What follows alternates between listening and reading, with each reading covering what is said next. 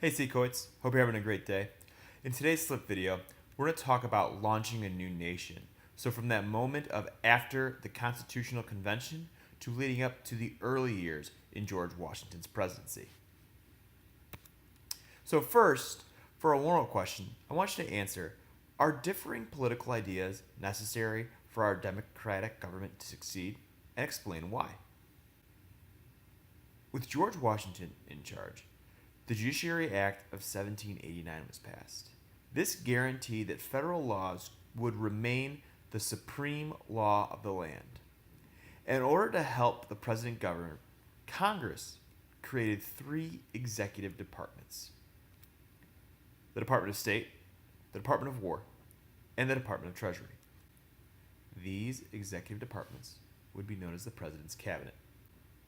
And each person appointed to be a department head was a member of the President's Cabinet. Alexander Hamilton and Thomas Jefferson were each appointed to his first cabinet as well. A little bit of history about these two is that they did not get along very well. Hamilton believed in a strong central government led by upper class citizens. And by strong central government, he's referring to a strong federal government. And Jefferson distrusted a strong central government and the rich. He wanted strong state governments and local governments rooted in popular participation. Now, one of the other issues that Jefferson and Hamilton would go, head to head with is Hamilton's financial plan. And Hamilton was the first Secretary of the Treasury. And he proposed the idea of a national bank. And this would be funded by both the federal government and wealthy private investors.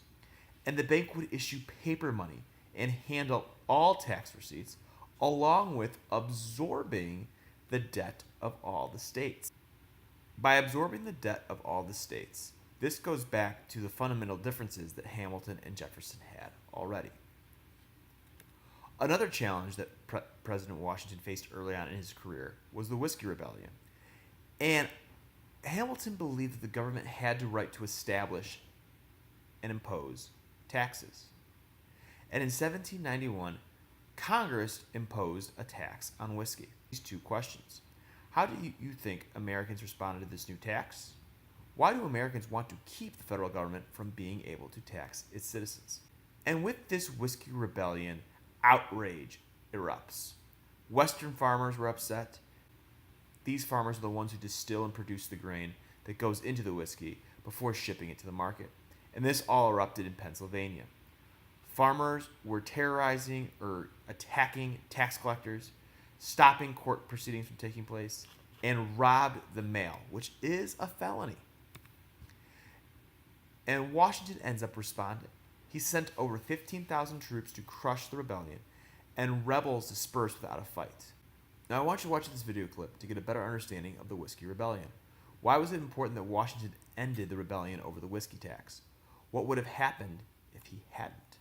Hamilton and Jefferson's disagreements led to this division in the cabinet, which began to fuel and produce the development of political issues in national politics.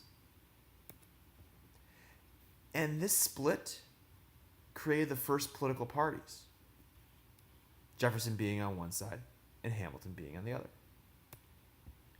And what we have here are known as the Federalists and the Democratic Republicans. Those who shared Hamilton's view, mostly Northerners, were known as Federalists. And those who supported Jefferson's viewpoints were Democratic Republicans. And this begins the rise of the two-party system that we have still to this day. And in the election of 1796, Federalists nominated Vice President John Adams, and the Democratic Republicans chose Thomas Jefferson. In this election, John Adams ends up becoming president. And one of the first challenges he has to deal with as President of the United States is the rise of the Alien and Sedition Acts. And Adams is faced with a war that is taking place in France, but has managed to avoid it. And during these tensions with France, these Democratic Republicans continue to criticize Adams for his lack of involvement, for his actions as President of the United States. And with that, in order to stop any threats towards the government, the Federalists in 1799 pushed for the Alien and Sedition Acts. And what that did is that Virginia and Kentucky believed that states had the right to nullify or consider void any act of government they thought was unconstitutional. That if Virginia or Kentucky didn't think what the president said was meaningful, that means they didn't have to listen to it. Do you think that's true? With all the negative publicity and the challenges that John Adams faced, in the re-election between John Adams and Thomas Jefferson ends up winning the presidency. And this is a monumental moment because this is the first time in history that power was peacefully handed from one political party to another. Follow up with these reflection questions regarding this flip video. Do you feel our government does a good job of balancing power between the federal government and the state governments? And explain. Do you believe our federal government has too much power? Explain. Thanks for tuning in to today's flip video, focusing on launching a new nation.